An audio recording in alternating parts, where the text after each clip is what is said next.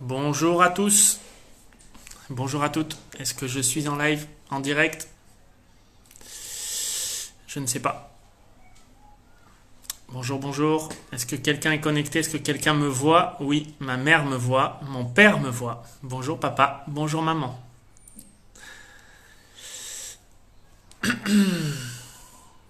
Bonjour à tous. On va rajouter de la luminosité.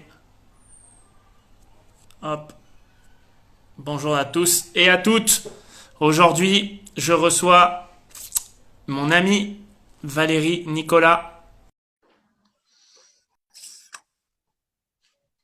Valérie, est-ce que tu es avec nous en direct du Pays Basque? Salut Robin. Comment ça va, Val? Bah écoute, plutôt bien, hein. Encore le soleil. En- Et je vois que t'as bonne mine. C'est dur pour toi la vie dans le Pays Basque, non? Écoute, moi je m'adapte. Toi, je suis bretonne d'origine, je suis passée un peu partout. Moi, j'ai une faculté d'adaptation assez incroyable. Donc non, non, je suis pas mal. J'avoue que le confinement au Pays Basque s'est plutôt bien passé. Je remarque surtout que quand tu pars de Bretagne, que tu passes par le Danemark, puis Nice, puis Biarritz, tu vas quand même chercher le soleil, hein, j'ai l'impression.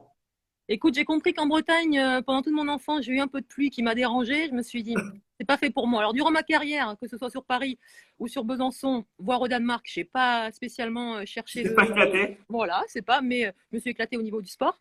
Mais par contre, après, j'ai compris qu'une fois ma carrière terminée, que voilà, il fallait être à malin, malin et demi, comme on dit. Ouais. Bon, Val, je te remercie infiniment d'être avec moi sur ce live. Tu es la première femme. Il fallait bien y arriver quand même. Ça commence à faire long, hein, toute cette testostérone sur ces lives. Donc, Exactement. je te remercie en tous les cas d'être avec nous. C'est un plaisir d'être avec toi, bien sûr.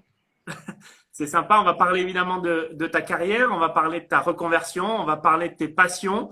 Le paddle. Ça va être compliqué avec toi parce que le live d'Instagram, c'est 1 heure. Et je sais que quand on commence à parler tous les deux, en général, c'est bien plus long. On a eu des conversations qui ont duré bien plus d'1 heure, mais on va essayer de faire un joli tour d'horizon. On va essayer, je te fais confiance. Tu te débrouilles D'ailleurs, je te félicite, tu te débrouilles très très bien dans les lives que tu fais. Je te C'est félicite. vrai? Ouais, c'est très bien, ça me plaît bien. Tu as le bon ton et t'es bien. Bon, j'en profite pour te remercier aussi puisque tu as été la mise en contact et la mise en relation avec Valentin Porte notamment. Tout à fait. Bon, dis-moi Maval, championne du monde, Mm. joueuse de handball professionnelle, championne de France, plein de titres. Comment on devient joueuse de handball? Comment tu as découvert ce sport et quelles ont été les raisons de cette carrière? Alors, j'ai commencé, j'avais 10 ans, le hand. Je viens de Bretagne, du Finistère, un petit village, Lampol-Guimillot, où j'ai commencé par du judo à l'âge de 8 ans. J'avais deux grands frères, donc du coup, il fallait que je me défoule et que j'apprenne à me débattre un peu. Donc, j'ai commencé le judo pendant 2 ans et le handball n'était pas encore accessible avant 10 ans. Donc, du coup, c'était le judo qui m'avait le plus attiré.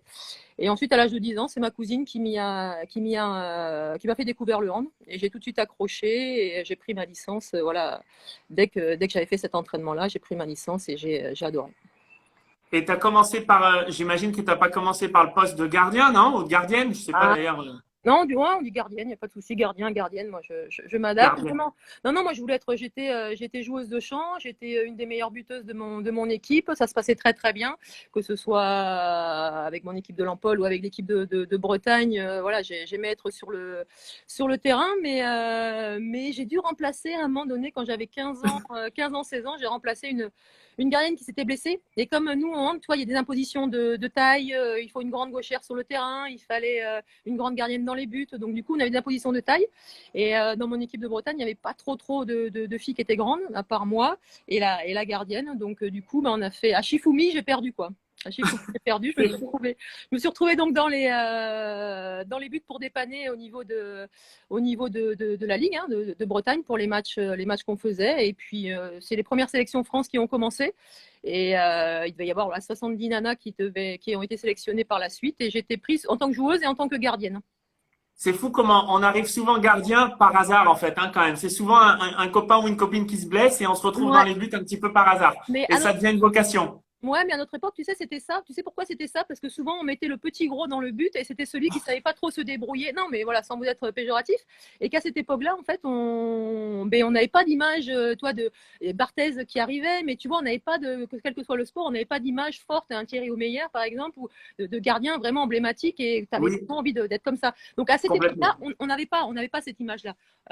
Ou très peu, ou trop peu d'ailleurs, trop peu. Donc, du coup, cette image-là du gardien de but a changé, a évolué. On s'est rendu compte que c'était un vrai poste et qu'il fallait vraiment le travailler. Donc, chacun des gens de mon époque se sont formés à droite à gauche avec voilà, ce qu'ils avaient. Mais au jour d'aujourd'hui, c'est un véritable poste qui est vraiment, où l'entraînement est vraiment spécifique. Complètement. Et donc, vraiment, non, non, ça a totalement changé les images du gardien de but. Enfin, du moins, je l'espère, ça me ferait plaisir. Oui, complètement. Bah, surtout, bah, toi, tu as contribué à changer cette image dans le handball féminin, Thierry Omeyer dans le handball masculin, et puis comme tu dis, Barthez et d'autres qui ont eu un charisme incroyable dans les buts. Quand tu deviens gardienne, la sensation, comment tu fais? Tu passes de joueuse où tu es meilleur buteur et tu passes gardienne, tu touches moins la balle, tu es moins actif dans l'équipe. Comment tu le vis ça? Tu prends du plaisir quand même rapidement? Au début, quand t'aimes marquer des buts, c'est un peu compliqué. C'est Mais ça? ouais, parce que moi, en fait, j'étais prise en équipe de France. Donc, au final, ils m'ont laissé dans les buts. Et moi, je revenais en club. Mais je repartais sur le terrain parce qu'on avait une bonne gardienne, Sophie, dans les buts. Donc, du coup, c'était D'accord. nickel. Moi, je marquais les buts. Enfin, mon équipe, on marquait des buts. Et moi, je m'éclatais. Donc, j'allais un petit peu dans les buts quand même, histoire de dire que j'y allais. Mais au départ, non, j'avais pas compris le sens du truc. Et en fait, c'est au fur et à mesure, voilà, cette dualité qu'il y a entre le tireur et le gardien, j'ai commencé à prendre du plaisir, à me dire qu'au final, c'est aussi important, voire plus important que la personne qui va marquer le but. Donc du coup, j'ai trouvé vraiment ce plaisir-là qui est venu après dans un deuxième temps, mais que j'avais pas au départ. D'accord, on en parlera un petit peu de la spécificité du poste de gardienne, puisque j'ai pris beaucoup de plaisir à échanger avec Thierry Omeyer sur le sujet. J'aimerais avoir ton avis aussi. Tu te retrouves à 15 ans en équipe de France, 15, 16, 17 ans, tu es une adolescente, future jeune femme, on va dire. Je sais que c'est pas évident de dédier son temps à un sport de haut niveau ou à essayer d'être championne, d'en faire carrière. Le handball féminin à l'époque n'est sans doute pas médiatisé comme il l'est aujourd'hui. Est-ce qu'il n'y a pas une dualité justement, comme tu disais, entre choisir un autre chemin? Qu'est-ce qui t'a guidé vraiment pour être sportive de haut niveau et championne de handball? C'était pas facile, j'imagine, à l'époque. Non, mais Robin, championne de Ah, monde, on a championne. perdu Valérie. Ah, moi je t'ai. Ça y est, je t'ai retrouvé. Ouais, ça y est, moi je savais. Donc, non, moi je me suis jamais dit à un moment donné, je vais être championne du monde ou championne de France ou championne d'Europe. Je me suis jamais dit ça. J'y suis allée étape par étape. Au départ, l'idée quand tu es jeune, quand tu joues dans un club, c'est de représenter ton département. Après, c'est de représenter ta ligue. Après, c'est de Ouais. représenter la France. Donc, du coup, je me suis allée étape par étape en fait. Étant jeune, je me suis, puis j'ai vu que voilà, j'étais prise, j'étais surclassée chez les jeunes en équipe de France. Bon, voilà, c'était pas rien. Et à un moment donné, quand on m'a proposé à 17 ans de partir à Paris dans mon premier club pro, en fait, c'était en première division et moi, je jouais en N2, donc la N2, c'est la 4e division. C'était ma première Ouais. année que je faisais senior dans les buts, donc j'étais en première année véritablement dans les buts. Et en fait, voilà, c'est là que j'ai moi franchi le cap en me disant bon bah voilà, on me demande, allez, je tente le coup pour le coup, enfin le tout pour le tout, et puis je verrai si, écoute, si ça me plaît ou pas. Mais j'ai fonctionné en fait, j'ai toujours fonctionné aller par étapes comme ça. Et une fois que j'étais arrivée à Paris, alors ça n'a pas été évident la première année parce que c'était compliqué, j'étais la seule jeune. Mais ensuite, bon, voilà, je me suis accrochée. L'année suivante, il y a eu des jeunes qui sont arrivés. J'ai commencé à prendre du plaisir. Et puis après, je suis partie à Besançon où j'ai fait 8 ans et où le club a grandi avec des jeunes de ma génération. Ouais. Donc du coup, franchement, je me suis jamais dit, tiens, là, je veux gagner ce titre-là. Non, c'est par étapes, c'est par palier, en fait. Et aujourd'hui, je pense, j'ai l'impression que les jeunes, ils se voient tout de suite champions du monde avant de comprendre qu'il y a du travail à faire avant et il y a autre chose et qu'il n'y a pas à regarder l'étoile, il faut regarder un peu tout le chemin qu'il y a à parcourir quand même, quoi. Ouais, donc quelque part, je passe le bonjour à Paul-Henri Mathieu qui nous a fait coucou. Quelque part, en fait, toi, c'est l'opportunité un petit peu surprise d'accéder dans ce club à Paris Ouais, qui t'a fait rentrer dans le circuit. ouais. Et petit à petit, l'ambition est venue avec ça. Mais au départ, tu n'étais pas parti vraiment là-dessus, quoi. Non, non, non, non, non, je savais pas quel était mon potentiel, j'en avais aucune idée. Je commençais en plus, j'étais sur le terrain, donc je passe dans les buts, donc vraiment ça a été très très vite pour moi par rapport à ça. D'accord. Tu es une femme de caractère, je le sais. as beaucoup bougé, tu as fait des choix importants dans ta vie. La preuve, c'en est un, hein, de partir à Paris alors qu'on est jeune, qu'on vient de la Nationale 2. Parle-moi un peu de… Tu as du caractère, il faut aussi un peu de folie quelque part pour jouer dans les buts. C'est quoi la qualité première du gardien de but de handball, en dehors des qualités physiques, d'accord? Ouais. Qu'est-ce qu'il faut dans la tête pour se dire, je suis dans les buts et je suis prêt à tout pour faire gagner l'équipe? Mais c'est se dire, voilà, feu, j'y vais, j'ai peur de rien et j'y vais. Voilà. Et ce caractère-là, en fait, c'est vrai que c'est pas facile quand tu as peur. Si je t'envoie un ballon et que tout de suite tu me fais ça, waouh, ça risque d'être compliqué. Ça risque d'être compliqué pour toi, gardien de but. Non, faut se dire que voilà, il faut les avoir bien placés et voilà, que ce soit pour une femme ou pour un homme, il faut l'avoir bien placé, il faut y aller quoi. Et en fait, voilà, on attaque le ballon, on va vers le ballon. Si tu subis le ballon, forcément, c'est que le poids c'est pas fait pour toi et que c'est pas bon. Donc, il faut vraiment attaquer, il faut vraiment se dire voilà, j'ai pas peur, j'y vais. Une fois qu'on est chaud, le ballon, franchement, ça fait pas mal, on attaque et on y va. C'est vrai quand il fait froid, c'est pas forcément agréable, mais au-delà des qualités donc que tu l'as dit, hein, physique, souplesse, voilà, d'explosivité. Au-delà de ça, au niveau mental, moi je pense que voilà, il faut un gros mental et il faut vraiment se dire voilà, j'ai pas peur, j'y vais et je donne tout. J'ai lu pas mal sur toi parce que oui, je prépare un petit peu mes lives. J'ai lu beaucoup sur toi, même si je te connais très bien. Euh, beaucoup d'articles ressortent ta qualité mentale et la qualité que tu as face à l'adversaire. C'est-à-dire que tu avais une capacité, a priori, dis-moi si je me trompe, mais de rentrer un petit peu dans la tête de l'adversaire et de la perturber. Comment tu le manages ça? Est-ce que c'est instinctif ou est-ce que c'est un vrai travail que tu fais vis-à-vis de l'adversaire? C'est moi qui me le suis approprié ça. Mais c'est clair, je préfère mettre le verre dans la tête de mon adversaire que de l'avoir moi dans ma tête. Donc Ouais. du coup voilà, j'en impose. Alors au début de ma carrière, je n'étais pas forcément comme ça, aussi expansif que je l'étais après par la suite. Mais honnêtement, ouais, il faut arriver à rassurer tes défenseurs, donc à leur dire ouais, je suis là, donc je vous aide et je veux être présente, et à mettre un peu voilà cet aspect mental et à mettre la pression de suite sur l'équipe adverse. Donc ça quand tu l'as compris, quand tu sais comment faire et quand tu es dans cette phase où même si tu n'es pas bonne au début du match, tu arrives à te reprendre et à changer l'impact du match, l'impact que tu as au niveau mental et à redonner confiance à tes joueurs alors que l'équipe est un petit peu moins bien. Tu le ressens et ça c'est avec l'expérience que ça vient. Et moi en fait je l'ai travaillé moi-même en m'imposant je voulais pas de rituel, je voulais pas de trucs comme ça. Je me suis dit ouais, des fois je commençais bien le match et je piquais un peu du nez, des fois je commençais mal et je me reprenais. Donc du coup je me suis dit mais sur une heure de temps tu as largement le temps de faire la différence. Tu vas te prendre des buts, c'est sûr, c'est obligé. T'es pas au foot où des fois tu fais tu prends pas de but. Donc là, du coup, tu vas t'en prendre. C'est pas grave, tu les prends, ok, c'est pour toi. Mais il faut qu'ils soient bien placés. Tout ce qui est près de toi, fixe-toi de les avoir. Fixe-toi, voilà, la base. Qu'est-ce que tu peux faire? Et les buts extraordinaires, la roucoulette, tout ça, c'est pas grave. Si tu te les prends, c'est pas grave. Mais voilà, dans ta tête, dis-toi que hop, le but il est pris, ça vaut qu'un point, même s'il est magnifique, tout ça. Et tant mieux si elle l'a mis magnifique. Mais tout ce qui est auprès de toi, tout ce que tu peux prendre, prends. Ça va donner confiance à l'équipe. Et quand tu feras quelques arrêts un peu spectaculaires, ça va aussi booster les filles. Toi, tu vas mettre le feu avec le public qui va te suivre. Donc vas-y. Donc du coup, j'arrive à mettre des mots maintenant dessus, mais pendant ma carrière, tu vois, je ne l'avais pas trop analysé. C'est de l'instinct. C'est de l'instinct, mais je le comprenais et je le faisais sans vraiment mettre des mots dessus. D'accord. On parle d'instinct. Est-ce que chez les filles, Thierry disait il y avait pas mal d'intox aussi chez les mecs. Je connais un petit peu les filles. Je sais que vous êtes aussi parfois vicieuses, beaucoup. Beaucoup plus que les mecs, beaucoup plus. Alors, c'est quoi l'intox? C'est quoi l'intox quand tu étais sur le terrain? Est-ce qu'il y a chambrage? Est-ce qu'il y a du jeu de corps, du body language, comme on dit, face à un adversaire? Tu regardes dans les yeux. Les filles, elles sont sujettes à ça vraiment?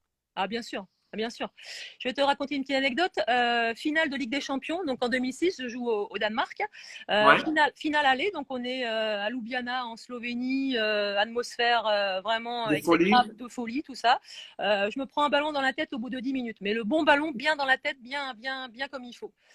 Putain, c'est une des premières fois où je suis bien sonnée, où je suis pas bien, donc le médecin il vient, tout ça. Il me passe l'éponge, je lui dis non, c'est bon, donne-moi juste la petite serviette. Donne-moi un petit peu d'eau, je bois. Je lui dis maintenant, vas-y, file. Je me relève, je suis à moitié sonnée, mais je me relève et je saute comme un boxeur qui va attaquer Comme si de rien n'était. comme si de rien n'était. Et là, je peux te dire les filles, elles me l'ont dit après, hein, elles me disent, elles se sont regardées, elles ont vu ma gueule et elles ont fait ouh. Là, je crois que Val, elle est chaud patate.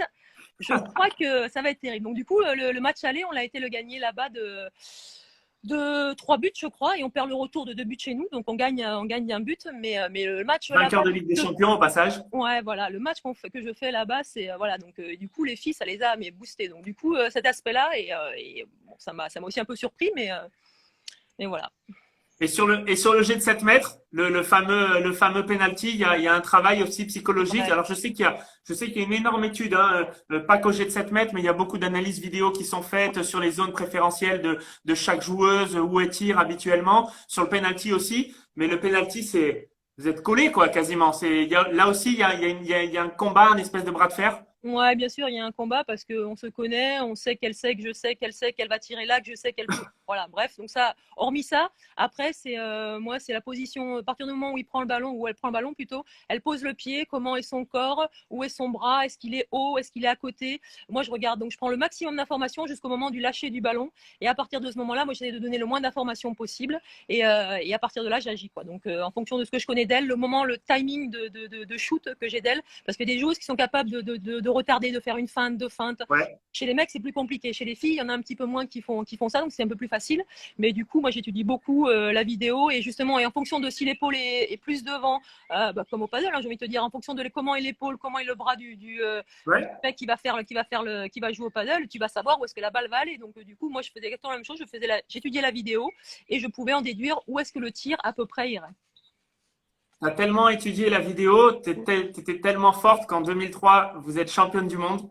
T'es élue meilleure gardienne évidemment du championnat et meilleure joueuse de la Coupe du championnat du monde. Je me trompe? Ouais, Non, c'est ça. Hein. ouais, c'est ça, MVP du mondial.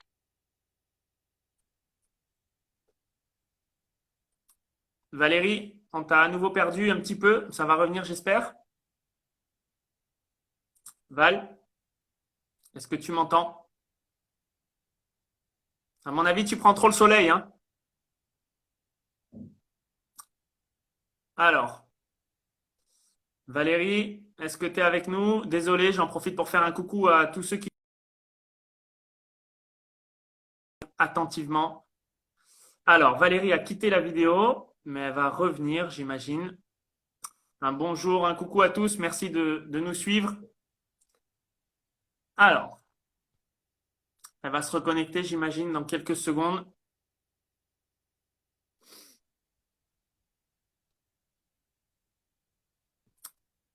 Alors, est-ce que vous m'entendez? Est-ce que je suis toujours en live ou pas? Est-ce que quelqu'un juste peut m'envoyer un petit commentaire en me donnant le OK?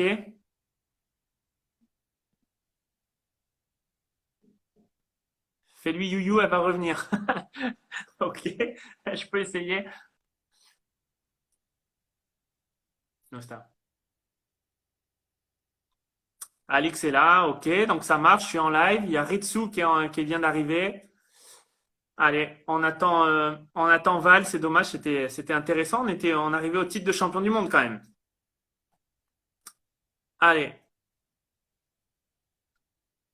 Alors, est-ce que c'est son téléphone qui a bugué ou pas? Je vais lui envoyer un petit message peut-être. Salut Ritsu, salut les filles de l'équipe de France. J'espère que vous suivez avec attention ce live, hein. Il est un peu fait pour vous celui-là.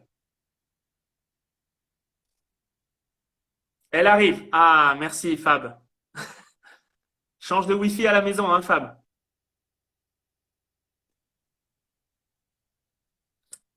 Si vous avez des questions, n'hésitez pas. Aujourd'hui, a priori, j'arrive à suivre les commentaires, ce qui n'est pas toujours le cas. Ah, la voilà, Val. Allez. La revoilà.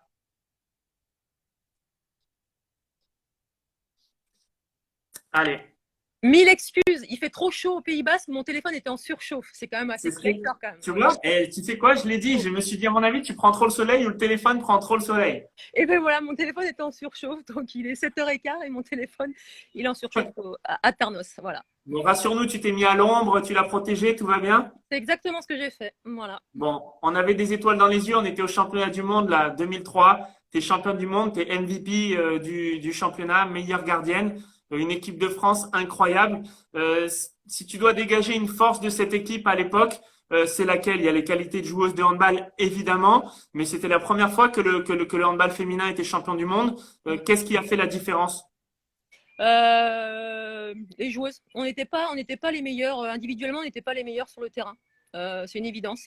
Mais notre volonté de vaincre à chaque match, de se donner, de se dépouiller ensemble, parce que pareil, on n'était pas non plus toutes copines les unes les autres, Ouais, mais de se dépouiller de l'une pour l'autre sur le terrain, de vouloir gagner, de se dire bon, on est là, c'est pas pour finir 20e du championnat du monde, c'est pour faire quelque chose. Et en fait, en 99, on avait commencé à avoir faim parce que du coup, notre histoire nous commence en 1999 quand on est exact. vice-championne du monde à la Oui, surprise générale. Même nous, on était les premières à se dire waouh, on est en finale. Ah bon? Ah bon? À quelle heure ça passe? Ah non, mais c'est nous qui jouons. Ah d'accord. En gros, c'était un peu ça. Et donc depuis 99, c'est vrai qu'on avait changé notre état d'esprit. Et en 2003, ouais, on était parti avec l'envie de vaincre et de se battre. Alors la finale, tu vas sûrement en reparler parce que le scénario était assez incroyable. Mais incroyable. c'est vrai que ouais, mais c'est vrai que c'était notre volonté de se battre, de rien lâcher. On avait Stéphanie Cano comme capitaine qui à la fin, allez, on balance tout, on s'en fout si on perd de 10 buts de la finale, on est mal, mais au moins on y va, on tente quelque chose et on baisse pas les bras, quoi. Donc c'était vraiment notre force mentale avec des Véronique Péco-Roland, Laila Lejeune, Isabelle Venning, enfin je vais pas toutes les J'allais citer, t'en mais parler de Véronique Péquet-Roland. Nous, dans notre mémoire collective, hein, quand on n'est pas amateur de handball, quand on n'est pas dans le monde, mais nous, c'était Valérie Nicolas, Cano et Péquet-Roland, quoi. C'était les trois emblèmes de cette équipe de France qui allait au charbon, au combat, et t'as contribué, t'as sauvé la patrie puisque vous étiez mené de 7 points, je crois, si je dis pas de bêtises. 7 buts à 7 minutes de la fin. Truc de fou. Et là, qu'est-ce qui se passe? J'ai des, C'est quoi le j'ai des amis qui ont arrêté la télé, qui ont pas regardé la fin du match. Donc ça, on en a certains bien? comme ça. Donc ceux-là, Bravo. c'est pas des vrais amis. Et puis ensuite, qu'est-ce qui s'est passé? En fait, cette finale, elle est extraordinaire parce que moi, je suis MVP du tournoi parce que c'est vrai que je fais une super compétition. Mais ma Oui. finale, je suis pendant 50 minutes, je suis pas là. Je suis pas d'arrêt. Je fais ce que je peux, mais les situations sont ouvertes et j'arrive pas à en sortir. J'arrive pas à aider l'équipe. Donc du coup, pareil, j'ai rien lâché. Je me mettais en question. Et à la 35e ou 40e, il y a Olivier Crombols qui veut me sortir. Mais il y avait une telle ambiance de folie, 8000 Hongrois qui étaient dans la salle à brailler, tout ça. Moi, je voulais pas sortir parce que je savais que ça allait venir. Je savais que je pouvais aider l'équipe. Et je fais semblant de pas entendre. Pour la première fois, Bon. j'ai pas envie de sortir. Voilà, j'avoue, j'ai pas envie de sortir. Et je sais que je peux apporter à l'équipe. Et du coup, j'ai pas envie de sortir. Donc, du coup, pour me sortir, il est obligé de poser le temps mort. Le temps mort qu'il a, donc à ce moment-là, il avait un temps mort par mi-temps, donc il est obligé de le poser à la 35e ou 40e. Donc du coup, bon, il nous fait son speech, moi j'écoute même pas, enfin c'était pour me sortir, donc du coup, je vais même pas au truc, je tape dans une bouteille, je vais m'asseoir au bout du banc et je sors quelques injures, bien sûr, et voilà, et je reste sur le banc, et bon. Au bout de 5 minutes, il me regarde et il fait tu veux re-rentrer? Je lui dis ben ouais. Et donc, du coup, il refait l'échange parce que l'autre gars n'avait pas fait un arrêt, donc je re-rentre sur le terrain. Et à la 45e, on a Isabelle Venning qui se prend carton rouge. Donc du coup, c'est Myriam Corfanti qui rentre sur le terrain, qui elle n'avait pas trop joué la compétition et qui elle en avait gros sur la patate parce qu'elle savait qu'elle pouvait apporter aussi. Donc du coup, Mimi remontée comme une pendule, c'est elle au niveau du centre qui fait des interceptions, qui part en contre-attaque, qui pendant 10 minutes, elle est euphorique, elle fait tout, elle balance des ballons, tout ça, elle récupère des ballons, donc génial. Et Steph Cano qui a moins 7 à 7 minutes de la fin ou même un peu avant, qui dit bon, qui regarde Estelle Vaugin qui était sur le banc, donc elle était sur le banc et Estelle était sur le terrain, je crois que les échanges. Et les filles, et Steph Cano elle regarde les filles, il dit oh, on va pas se faire, on y va Hein? et on envoie tout ce qu'on a. Tant pis si on en prend 15, on en prend 15. Mais au moins, on a tenté quelque chose. Et en fait, ça a réveillé tout le monde et on était comme des balles. Mimi, qui elle, bon voilà, sentait l'injustice, qui s'est révélée. Moi qui commence à faire des arrêts. Voilà, tout le monde s'y est mis. Et les Hongrois, avec qui a commencé à mettre des drapeaux sur le banc de touche, dans les tribunes, tu voyais que les filles sur le banc de touche regardaient les tribunes, le truc. Donc du coup, ça, plus ça, plus ça. Ne jamais motiver son ennemi. Retiens ça, Robin. C'est bien. Voilà, retiens. Ça, je vais m'en souvenir. Quelque part, c'est un peu l'orgueil de chacune, puisque tu me racontes que toi, il a envie de te mettre sur le banc, t'as pas envie, mais finalement, tu y es quand même malgré toi. Qu'une joueuse prend un rouge, l'autre qui s'est rongé les sangs toute la compétition a l'opportunité de rentrer, mais presque, elle rentre peut-être même pas pour gagner, mais elle rentre pour prouver qu'elle peut être là. C'est finalement l'orgueil à ce moment-là, il a fait toute la différence. Ah ouais, complètement. C'est une question d'orgueil et comme je te disais tout à l'heure, cette équipe-là, on avait à revendre, donc c'est vraiment une question d'orgueil. Ouais. Est-ce que Crumbles, quand il te sort, tu crois qu'il pense à te faire rentrer en se disant je la mets 5 minutes dehors et puis ça va lui faire du bien, elle va revenir les dents longues ou pas du tout? C'est vraiment un peu de hasard, un peu de chance. Est-ce qu'on peut appeler ça du coaching? Ouais, il me l'avait déjà fait. Il m'a déjà fait de me sortir et de me remettre comme ça parce qu'il pensait que c'était sa façon de faire. Moi, je considère pas ce choix-là très bon. Je pense que ça aurait été mieux à ce moment-là de discuter avec la fille qui sort. Justement, tu sors une fille, tu lui expliques, tu lui dis bon, ok, c'est pas grave, je te mets sur le banc, mais ressaisis-toi parce que je risque de te faire rentrer. Mais jamais à ce moment-là, Ouais, jamais il a eu ce discours-là. Donc ça, pour moi, d'accord. c'est une erreur en fait. Jamais il m'a coaché moi en me donnant des conseils, à part me dire resserre tes jambes, voilà. Mais sinon, en tant que conseil, je me suis toujours débrouillée toute seule. Donc c'est le regret que j'ai avec Olivier. Par contre, voilà, pour lui, il pensait que voilà, ça touchait mon orgueil de sortir. C'est pas une question de sortir qui touche mon orgueil, c'est pas ça. C'est que moi, du coup, ben, je trouvais trouver moi-même les solutions. Et je pense que voilà, sans comment je vais te dire ça, sans trop en rajouter, voilà, c'est moi qui me le refaisais le film, pourquoi j'étais pas bien, qu'est-ce que je pouvais changer, et que du coup lui m'apportait rien de particulier, mais j'aurais aimé à des moments quand même avoir aussi l'avis du coach qui était sur le banc de touche. D'accord. Pas facile de driver des filles, hein. On en reparlera tout à l'heure. Je vais avoir besoin de tes conseils, je crois.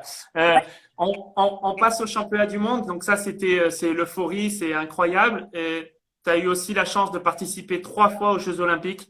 Ouais. Malheureusement, avec bon, des résultats qui n'ont pas été peut-être à la hauteur de l'ambition et une grosse blessure à Athènes. Les JO, qu'est-ce que c'est pour toi? Qu'est-ce que ça, en dehors du cadre du handball, comment tu peux nous raconter ça? Je veux dire, une athlète qui fait 3 JO, c'est exceptionnel. Ouais, 3 JO plus 2 en tant que consultante à Londres et Oui, Rio. ouais. Voilà. J'ai On en fait parlera après. Ouais. Sydney, Athènes et Pékin. C'est une chance énorme. C'est une famille. C'est vraiment, tu te retrouves, voilà, tu représentes la Maison France. C'est vraiment une famille. C'est vraiment top. La première année, bon, ben, on est à la Sydney, on connaissait pas grand monde. Tu vois, on s'est plutôt rapproché des sports co, les basketteurs qui étaient là, handballeurs. Enfin voilà, donc plutôt les sports co, on s'est retrouvés entre nous. Et puis après, un sport individuel, au fur et à mesure, on discutait un peu avec les gens. Mais je pense qu'on aurait beaucoup plus kiffé. On aurait peut-être eu aussi une médaille si Olivier Crombols nous avait pas mis une pression, ou s'était pas mis lui la pression et nous l'avait pas transmise, comme en 2004 pardon, en 2000, où la première année où on ne pouvait pas sortir de la maison, on n'avait le droit de rien, on pouvait pas aller boire un café parce que donc au village en fait olympique c'est énorme, tu peux aller si tu veux manger McDo toute la journée, tu vas manger McDo toute la journée, si tu veux boire des cafés, si tu veux allez, tu fais ce que tu veux, C'est assez libre. tout est open bar, c'est comme tu veux. Mais lui Olivier, voilà, fallait qu'on reste ensemble, il fallait qu'on sorte pas. Et puis on n'a pas le droit de profiter, discuter, c'était tout juste limite si on pouvait discuter avec les autres sportifs. Donc du coup, voilà, il mettait une pression pas possible. À un moment donné, il y avait Noji qui avait ramené plein de CD, on écoutait la musique. Tu sais, à ce moment-là, il y avait des CD. Aujourd'hui, les jeunes ne Ouais. savent pas des CD. Bon, nous, on avait amené plein de CD. Et à un moment donné, dans sa crise de truc, Voilà. il avait Rassure-moi, compris. il y avait plus le magnétoscope quand même. Ça, c'était 99. Pas très loin. C'était là. C'était là. Donc voilà, et donc du coup, il nous avait engueulé parce qu'il avait compté le nombre de CD qu'on avait envoyé. Il trouvait que c'était pas sérieux. Mais à un moment donné, tu pars pour 3 semaines, enfin même avec le décalage horaire, tout ça, tu t'évades un peu, tu as besoin de ça, tu as besoin de vie dans le groupe, tu as besoin de quelque chose. Donc du coup, ça nous a un peu voilà, échaudé ce truc-là. En 2004, donc je ne vais pas te les croiser, mais pareil, il nous met aussi, pour moi, même sans moi, elles auraient dû avoir au moins la médaille de bronze sur la finale 3-4. Pareil, le groupe part en sucette après la demi-finale perdue face à la Corée d'un but. Donc du coup voilà, il y a Olivier Crombols qui a pas su nous transmettre ou ne pas nous transmettre sa peur qu'il avait, je pense, tu vois, donc voilà, donc du coup ça pour toi aussi c'est important de même si des fois tu doutes je te dis voilà, de transmettre de la sérénité à ton équipe, c'est hyper important. Tu me tends la perche sur parler de coaching. Bon, tu sais que je vais m'occuper de l'équipe de France féminine de paddle. Donne-moi quelques clés. Bon, tu étais en train de m'en donner. Justement, je comprends Olivier Crumbles parce que j'imagine que pour lui, c'est aussi le Graal, hein, d'être aux Jeux Olympiques, d'un sport qui, 10 ans avant, peut-être le handball féminin n'existait pas vraiment. Il se retrouve à la tête d'une génération de joueuses hyper douées avec potentiellement une médaille au bout. Je peux comprendre l'ambition et aussi l'angoisse que ça peut créer. Si tu dois me donner un conseil, gérer un groupe de femmes, c'est pas évident. Je le sais. Quel meilleur conseil tu pourrais me donner? Et bien de rester le plus simple possible. tu as le droit de te tromper toi aussi. Hein. Tu as le droit de leur dire, bon, ben voilà, je pense que là, je vous ai peut-être pas bien conseillé. C'est pour moi, le conseil n'était pas bon. De savoir, d'admettre en fait que tu puisses te tromper. Et les filles, je te jure que ah ouais, putain, le coach, des fois, ah ouais, bon, bah oui, il peut se tromper, bah, comme tout le monde. Hein. Les filles sur le terrain, pareil, elles peuvent se tromper aussi. Donc, du coup, Ouais. si tu arrives à avoir cette relation de sincérité avec elle en disant, voilà, je pense que ça, c'est pour toi, il faut que tu fasses comme ça, comme ça. Si un jour ça foire, bon, accepter, te dire, ben voilà, oui, c'est pour moi. Autant pour moi, je vous ai mal conseillé. Mais du coup, si tu es trop sûr de toi et que jamais rien tu lâches, les filles, au bout d'un moment, elles vont te le reprocher. Donc, je pense qu'il faut que tu arrives avec des filles. Pareil, hein, tu leur lances des défis, de leur dire, voilà, nous, on va aller chercher ça, on va faire ça.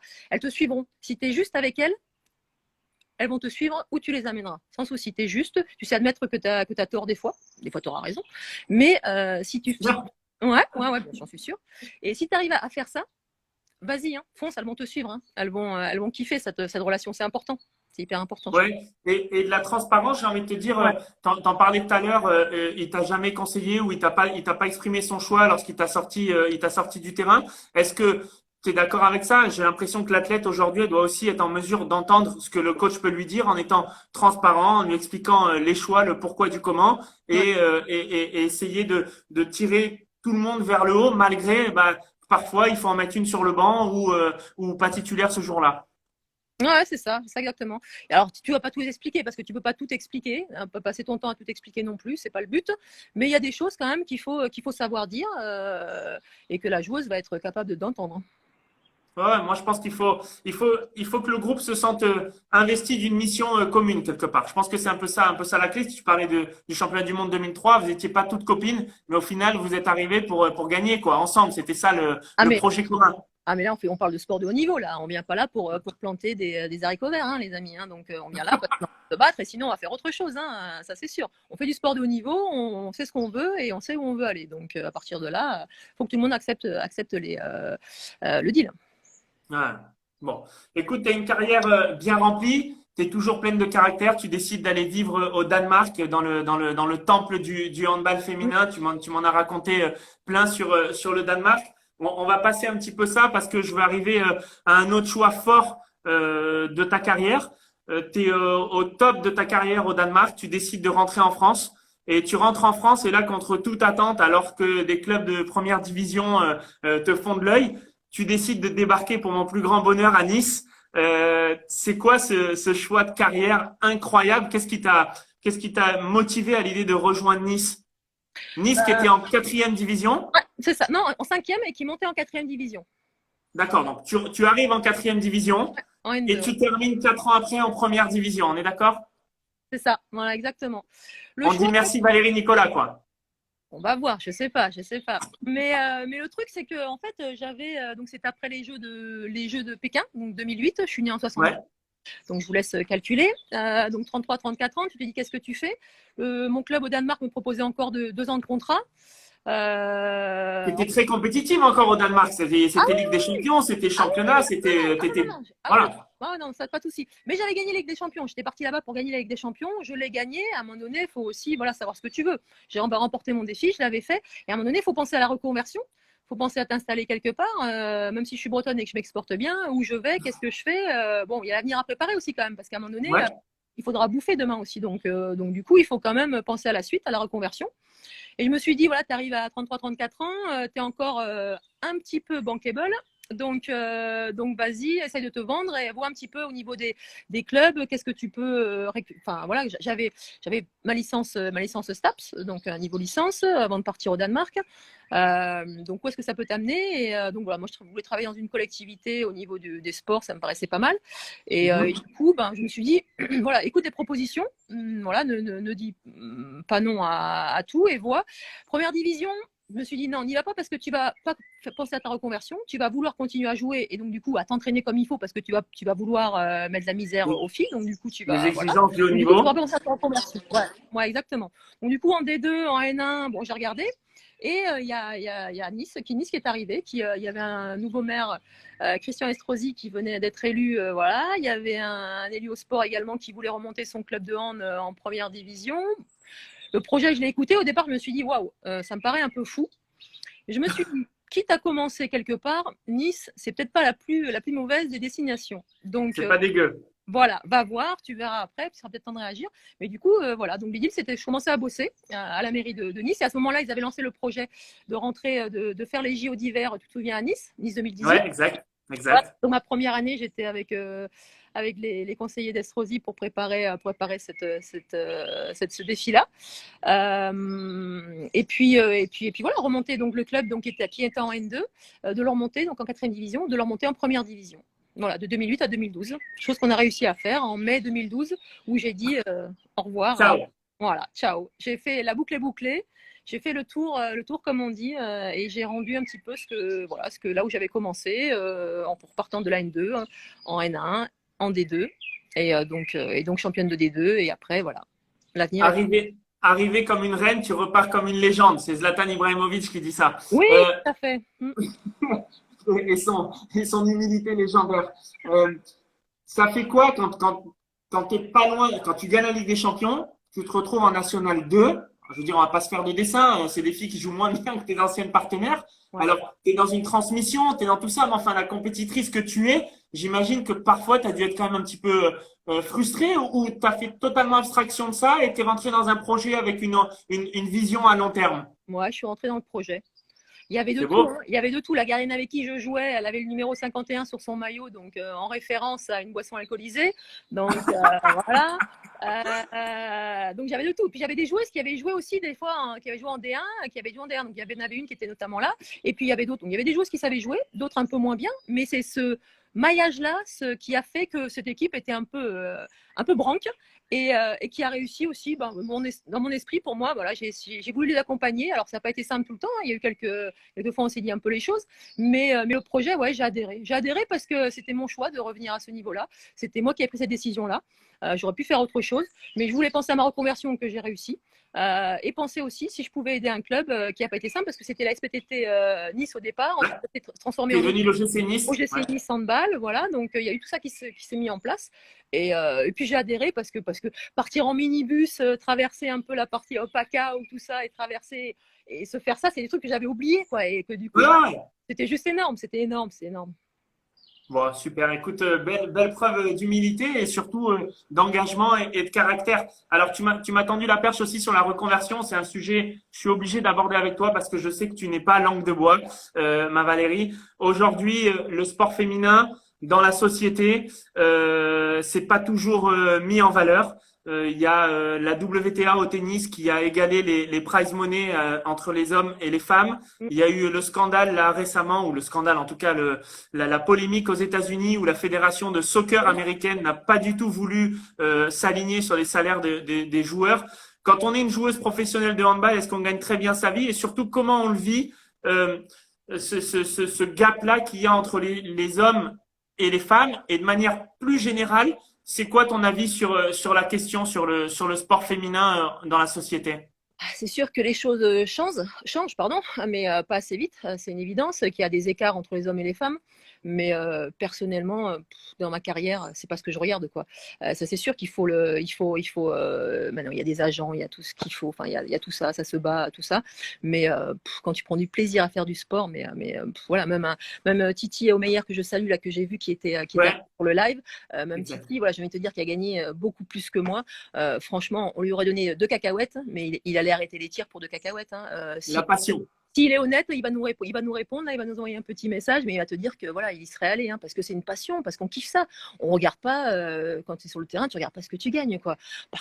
Voilà. Mais par contre, oui, c'est sûr que différence entre hommes et femmes, oui, pourquoi et t'as envie de te dire, t'as envie que l'écart mais pas seulement dans le sport, hein, on le voit aussi au niveau des entreprises. Complètement. Voilà, il y a pas Non, mais dans le sport, c'est vrai qu'il y a une économie générale du sport qui draine beaucoup, beaucoup d'argent. Si on parle de foot ou de grands sports comme ça, même la NBA ou des choses comme ça, la ligue féminine de basket aux États-Unis, c'est beaucoup de monde dans les stades. Nous, le paddle aussi, les filles remplissent autant les gradins que les hommes. T'es une militante du 50-50, enfin égal pour tous, ou pas tant que ça? Je te titille un peu, hein. Ouais. Dans l'idéal, j'ai envie de te dire que oui, du 50-50. Mais après, enfin, on est loin de ça et je vais pas militer pour ça. Par contre, j'ai envie que les écarts, ouais, se réduisent, ouais, se réduisent, bien sûr. J'aimerais bien que la part soit plus importante parce que le sport, au féminin ou au masculin, je prends le hand, hein, le hand masculin est très physique, le hand féminin est moins physique, tu vois d'autres Ouais, choses. enfin, Certains préfèrent regarder du handball féminin parce qu'ils comprennent mieux ils prennent voilà, ils voient mieux, enfin je sais pas, ils arrivent mieux à suivre c'est moins haché au niveau du sport. Donc ça, c'est une histoire de c'est le cas pour le paddle aussi, hein. Il y a beaucoup de ouais, gens qui sont fans de paddle féminin parce que ils s'adaptent mieux au paddle féminin. Ils ont l'impression d'être plus proches de ce niveau-là, entre guillemets. C'est un peu plus lent, il y a plus d'échanges, c'est plus visible, entre guillemets. Et la preuve, c'est que dans les stades, les femmes font autant d'entrées que chez les hommes. ouais. Puis c'est pas le même sport, c'est pas la même chose. On peut pas, enfin sur le physique, on peut pas être en harmonie avec vous, c'est pas possible. On est différents, donc on joue sur d'autres choses et je trouve que les sports, les deux sont beaux, quoi. Donc moi j'aime le sport en général et je milite pour la femme, l'homme et que tout le monde y arrive, quoi. Bon, écoute, hein, on a envoyé le message. On est de retour à Nice, tous les deux sur la Côte d'Azur. Tu joues en National 2, tu travailles pour la ville, pour les JO 2018, je crois que c'était, et tu découvres le paddle. Le paddle, mais ce magnifique sport que je kiffe, c'est trop beau. Ah ouais. Alors, raconte la découverte. Comment, bon, je sais comment tu découvres, mais raconte-le à nos auditeurs. Comment je le découvre? Je le découvre par hasard, grâce à Jean-Noël Grinda. Finalement, et le lien entre beaucoup de gens sur la Côte d'Azur, puisque moi aussi, je l'ai découvert grâce à lui, hein. Voilà, et c'est grâce à lui qu'on s'est rencontrés aussi après, forcément. Hein, mais c'est là que je rencontre. Il avait un terrain de tennis chez lui. Il a transformé, il a mis un paddle, du coup, à la place. Alors, la maison, je ne la décris pas, mais elle est juste sublime avec une vue fantastique. Et donc voilà, Rachid, qui est un ami à lui, qui bosse pour lui, nous présente, nous met en relation. On échange avec William Forgue et puis du coup Camille, voilà, Camille. qui est décédée depuis, mais qui avait testé le paddle, avec qui on a joué au paddle aussi. Donc nous invite de temps en temps à venir et puis au bout d'un moment, ça nous plaît, donc on continue, on y va. On a même les codes de chez lui pour y aller quand on veut, donc bon, ok. Donc déjà un peu gêné et puis super. Et puis en fait, on prend goût, quoi. Puis voilà, Jean-Noël qui doit avoir 75 ans, peut-être à l'époque 70, 75 ans. À l'époque, oui, à l'époque, 60, 75, ouais. Voilà, il jouait encore. Donc Ouais. je te dis, à son âge, il arrive à nous mettre, sans se déplacer, avec ses petits coups de poignet, hop, à faire un pas en arrière ou en avant. Et la personne à côté qui courait un peu plus, il arrive à jouer, à gagner contre toi. Là, tu fais, putain, pas me laisser faire quand même. Et donc, du coup, tu te prends au jeu, tu reviens, tu prends goût parce que moi, les sports de raquette, j'ai toujours adoré ça. J'ai toujours adoré le tennis. Je me revois chez moi face au mur, taper dans une balle et ma raquette taper contre le mur avec de l'herbe. Donc, du coup, des rebonds pas droits, tout ça, à les reprendre et tout, à m'éclater. Le squash, j'avais testé aussi. Ça t'a aidé dans la formation de handball, de gardienne pour le coup. Ouais, complètement. Mais tout ce qui est les trajectoires, j'aime beaucoup ça. Donc du coup, tout ça, voilà, j'ai vu entre le squash que j'avais déjà fait aussi qui m'avait plu. Je me suis dit, tiens, ce sport-là, je pense que pendant un petit moment, je peux en faire. Parce que le squash, au bout d'un moment, ça risque d'être un peu dur quand je vais vieillir. Un peu traumatisant peut-être. Ouais. Traumatisant. Donc le paddle, pourquoi pas? Et en fait, j'ai adoré dès le début en jouant. J'ai adoré ça. C'était très ludique. Le manche court. Voilà, donc on t'apprend, attention, pas d'amorti, parce que lui, tu veux faire des amortis au départ. Je dis, non, Jean-Noël, pas d'amorti, Valérie, pas d'amorti, on fait pas. Ok, j'écoute, on fait pas. Jouer avec les vitres, on laisse passer. Ok, on laisse. Moi, ça me dérangeait pas de laisser passer. Je viens pas du tennis, donc du coup, Ouais, c'est ça. laisser passer la balle derrière, jouer avec les vitres, ça me pose pas de soucis. Enfin voilà, et anticiper pour partir, j'aime bien ça, quoi. Donc du coup, non, le coup d'œil, je l'ai. Donc voilà. Après, je suis loin d'être à votre niveau, mais moi, je m'amuse et je me fais plaisir. Donc c'est vraiment ce que je recherchais. Après le hand où j'avais eu des contraintes horaires, des contraintes ceci, cela, tout ça, je voulais un sport, donc pas collectif parce que c'est compliqué, mais je voulais un autre sport où je me faisais plaisir. Et le paddle, j'ai kiffé d'aller voir. Malgré tout, il est un peu collectif le paddle puisque tu joues à deux aussi. Je sais que tu partages cette passion-là avec ton homme et avec plein de copains et copines dans le Pays Basque. Ouais. Les handballeurs, il y en a beaucoup qui s'y mettent. Vous avez des aptitudes incroyables ou quoi? C'est quoi le problème avec les handballeurs là sur le terrain de paddle? Pourquoi tous vous êtes dingues de paddle? Je sais pas, parce qu'on a beaucoup de temps peut-être. Je sais pas. Non, je sais pas. Mais Valentin, il a moins de temps que toi a priori. Et pour autant, il est prêt à déplacer un entraînement pour y aller, hein. Ouais, c'est clair, c'est clair. Non, non, c'est clair. Non, on aime ça parce que on aime ça. Enfin, faut être joueur, faut être un peu joueur quand même, faut être un peu le sens du truc, tout ça. C'est pas très dur en soi parce que par rapport au tennis où faut être très technique, tout ça. Ouais. Au départ, t'as pas besoin d'être trop technique. Après, oui, bon, voilà, si tu veux être bon technique, les banderas, les machins, les trucs, tu t'y vas. Mais par contre, au départ, non, tu peux t'amuser. Donc, non, on aime ça, on est joueurs nous dans l'âme, je pense, les handballeurs. C'est pour ça, je pense. Et tu te sens plus à l'aise au filet en mode gardienne ou au fond du cours en mode je fais travailler les autres? J'aime bien être en haut, j'aime bien être à la volée. Et après, au fond, si ça me dérange pas, j'aime bien faire des lobes. À Nice, chez Jean-Noël, on arrivait à faire des lobes super hauts. Donc moi, je suis frustrée quand je joue en intérieur, en fait. Il y a beaucoup de terrains D'accord. en intérieur et du coup, je suis très frustrée parce que moi, j'envoyais des balles, voilà, très très haut et ça me faisait rigoler en fait. J'aime bien faire sortir la balle comme ça. Et donc non, je suis plus quand même plus voilà. Pour répondre à ta question, je dirais que je suis plus devant à la volée, à essayer Mais bon, par contre, je joue à droite. Je préfère jouer à droite. Comme, D'accord. comme Je, toi, pareil. je, Et comme Alix. comme moi, ouais. Et comme Alix, Et pareil. comme Alix. Ouais. C'est bien, c'est bien. Tu prends les bonnes références. Pas moi, mais Alix, c'est la bonne référence. Et dis-moi, passionné de padel jusqu'au point de t'inscrire dans certains tournois. Je t'ai vu l'été dernier faire des tournois. C'est quoi, c'est qui la Valérie Nicolas sur un terrain de padel? Est-ce qu'elle a envie de s'inscrire au tournoi et d'avoir un petit objectif plaisir, mais si elle peut gagner, c'est mieux? Ah bah oui, si je peux gagner, c'est mieux. C'est clair, bien sûr, ça c'est clair. Mais après, bon, au final, voilà, je sais que je prends pas de cours. Enfin, voilà, il faudrait que je prenne plus de cours et que voilà pour encore passer un palier maintenant. Mais par contre, oui, oui, je vais à un tournoi, j'y vais pour ça. Donc du coup, oui, j'avais été donc à Aix, on s'était rencontrés à Aix l'année dernière. Ouais, Un ATP, je m'étais qualifié ici sur un satellite et pour un ATP 250 ouais. ou un P200, non, PP 250. 1250. 50, voilà. Et du coup, il y avait le P1000 qui était là également. Et puis, du coup, en fille, comme du coup, ben, ça ne remplit pas forcément il n'y a pas beaucoup de paires qui s'y inscrivent. Avec Agnès, ma collègue, on s'est regardé, on a fait bon, allez, hein, Allez. bon, on est là, autant qu'on le fasse. Hein. Et donc, du coup, Comme en 2003, vous êtes là, faut gagner, quoi. voilà, hein, c'est ça, donc autant être là, autant le faire. Donc du coup, on l'a fait. Alors moi, ça m'a permis de voir des matchs avec des super joueuses, donc notamment Alix que j'ai rencontré là-bas et c'était top. Et puis voilà, le premier match que l'on joue, il y avait Jérôme Fernandez qui était venu nous voir aussi parce qu'il habitait dans le coin. Et Ouais. on perd, c'était le vendredi soir, on perd 7-6 au tie-break, 13-11 ou un truc comme ça, quoi. Le truc à n'en plus Dur. finir, on s'était arraché. Ouais, ouais, hyper dur. Et donc le deuxième set, on le perd 6-4 ou 6-3, je me souviens plus, mais on n'était plus dedans. Mais le premier, on n'est pas loin de gagner. Et je pense que si on gagne ce premier set, putain, Il peut se passer quelque chose. on aurait pu parfait, quoi. Putain, c'est un peu le regret. Parce que des P1000, j'en ferais pas 43.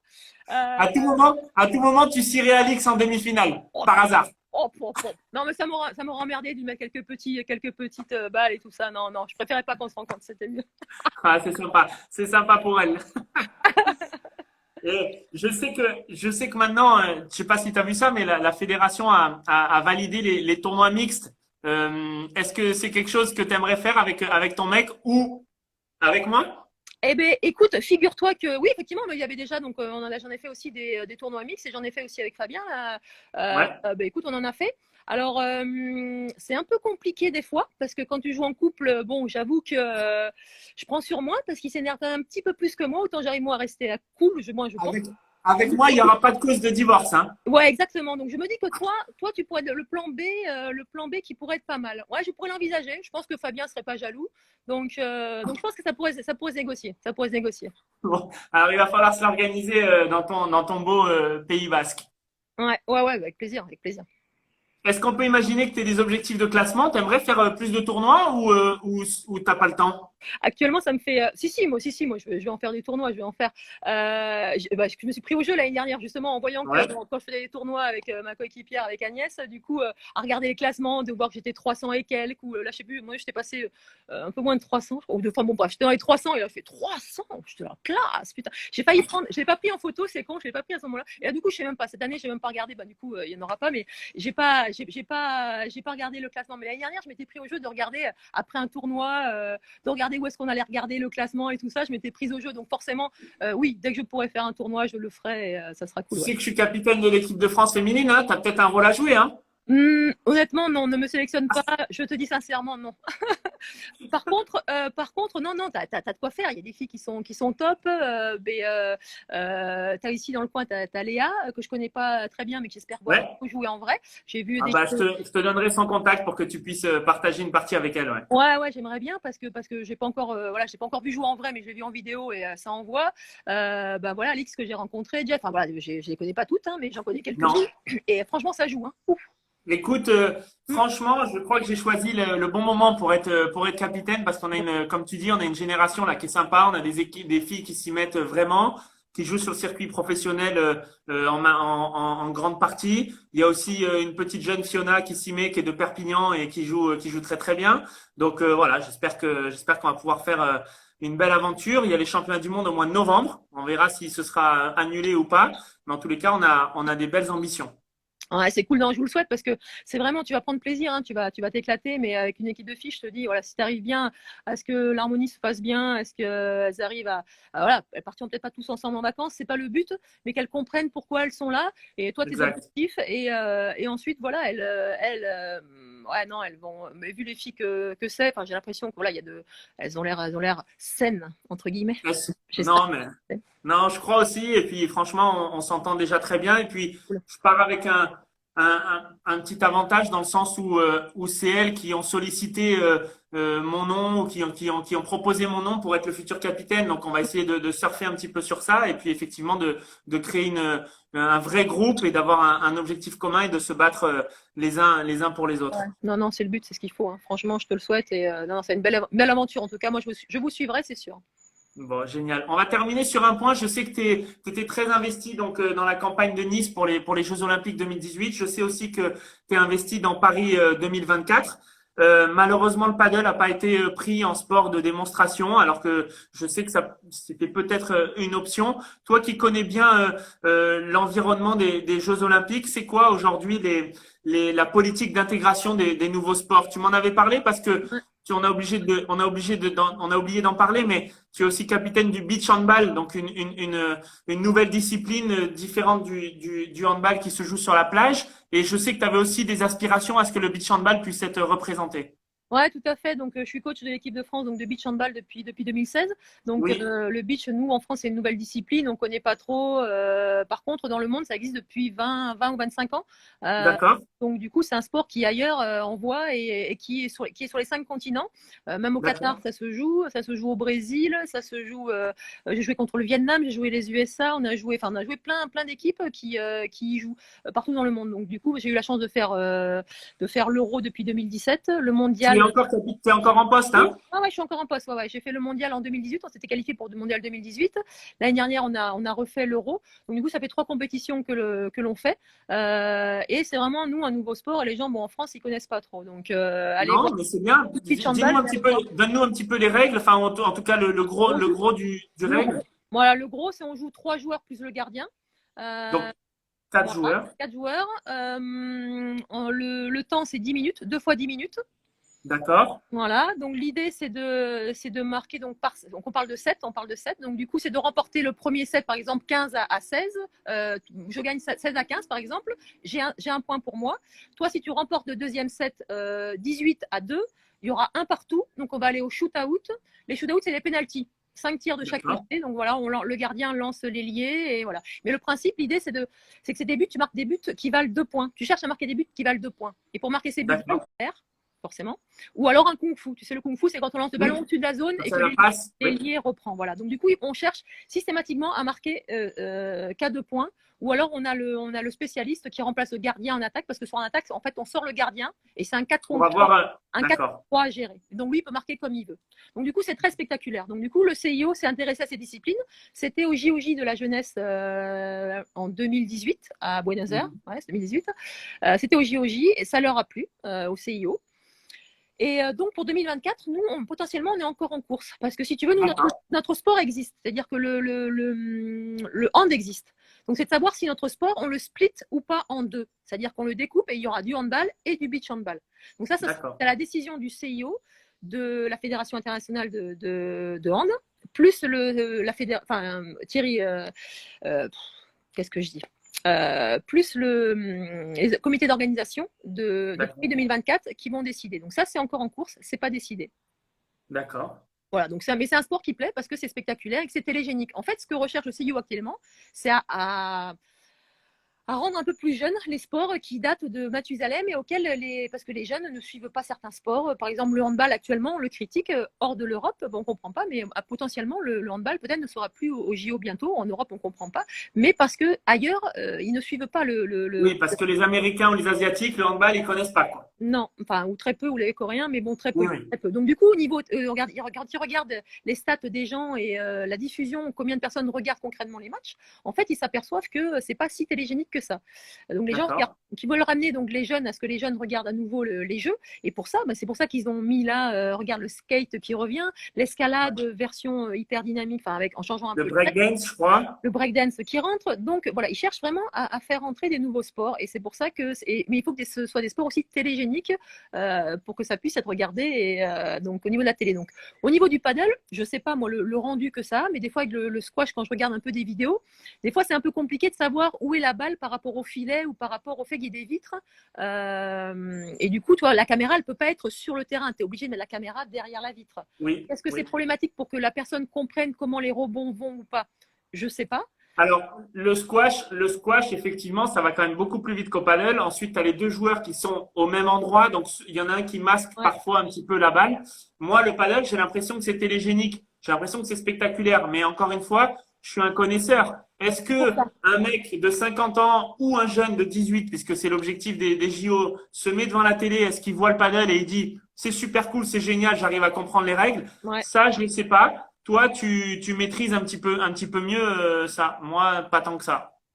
Ouais, voilà. Mais je pense que voilà, ils regardent tout ça. Ils regardent. Je pense que c'est ça qu'ils regardent. Hein. Moi, après, je suis pas dans le secret non plus des dieux, mais il y a tout ça à prendre en compte. Et quand on se dit, putain, mon sport, il est génial. Pourquoi est-ce qu'il n'est pas olympique, quoi? Et je peux comprendre la frustration de ceux qui font du squash, par exemple, quoi. Ouais, c'est clair. Non, non, écoute, moi j'ai l'impression que le padel, il rentre un petit peu dans toutes les cases. Alors peut-être qu'il y a encore le problème du contrôle antidopage, tout ça. Bon, ça c'est autre chose. Mais enfin, des fédérations internationales, il y en a. C'est un sport qui est joué par 10, 15 millions de pratiquants dans le monde. Je le vois plutôt télégénique, je le vois plutôt facile à comprendre. Et surtout, je vois que c'est un format de construction, puisqu'on sait qu'aujourd'hui, ils réfléchissent à avoir des coûts d'organisation moins importants. J'ai l'impression que 4 terrains de padel, ça fait 1000 mètres carrés, quoi. Quand tu dois construire un palais des sports pour recevoir le basket ou le handball, c'est quand même pas la même histoire, hein. Non, non, on est d'accord. On est d'accord. Bon, écoute, on verra bien. Valérie, on va se faire bientôt couper par Instagram parce que tu n'as pas l'habitude, mais au bout d'une heure, Instagram coupe le live. J'aurais aimé parler de beaucoup de choses, que tu nous parles un petit peu plus de ta nouvelle passion pour le beach handball, nous raconter plein d'anecdotes croustillantes, mais malheureusement, on est pris par le temps, donc je voulais te remercier infiniment d'avoir été avec nous. C'est toujours passionnant de t'écouter. J'espère que les filles de l'équipe de France ont bien écouté et ont apprécié le live, j'en suis convaincu. Et puis, moi, j'espère te voir très bientôt, qu'on repartage à nouveau des bons moments. Exactement, sur un terrain de paddle ou derrière un comptoir à boire quelques alcools un peu plus. Ouais, alors, moi, tu me connais, je suis pas trop alcool. Par contre, on peut parler longtemps. Ça, il n'y a pas de problème. Ça, il y a zéro souci. En tout cas, merci à toi. Bonne chance à toi dans ta reconversion et c'est bien. Et puis, écoute, voilà, à très vite, quel que soit l'endroit, mais en tout cas, c'est avec plaisir. Le bonjour à la famille au Pays Basque et on se voit très vite. On se voit très vite et bisous à tous qui ont suivi le live. Bisous à tous. Merci. Ciao. Merci, Maval. T'es au top. Bisous. Toi aussi, ciao.